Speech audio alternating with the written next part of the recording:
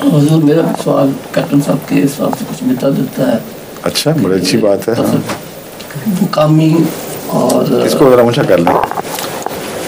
مقامی کیا ہے آپ کا؟ جی دوبارہ کہیں آپ پہلی بات سے آپ کی وہ میں نے عرض یہ کیا تھا کہ کیپٹن صاحب نے جو ثقافتی بات چھیڑی تھی تو میرا سوال بھی اسی سلسلے میں ہے کہ مقامی اور ثقافتی اور تفریحی پروگرام جو ہیں ان سے استفادہ اسلامی معاشرے میں کیسے کیا جا سکتا ہے؟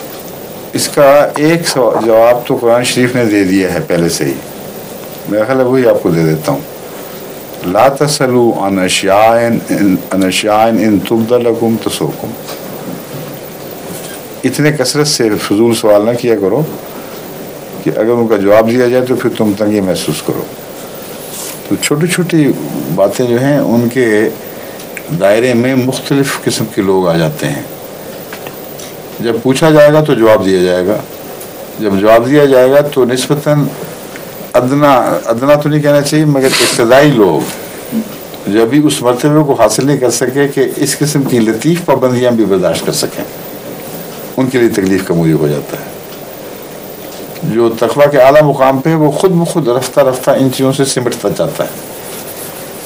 اور الا اللمم کے سوا کبھی اتفاقاً کوئی ایسا موقع پیش آ گیا تو شامل ہو گیا جو جس پہ وہ گہرا کا اثر قبول نہیں کرتا.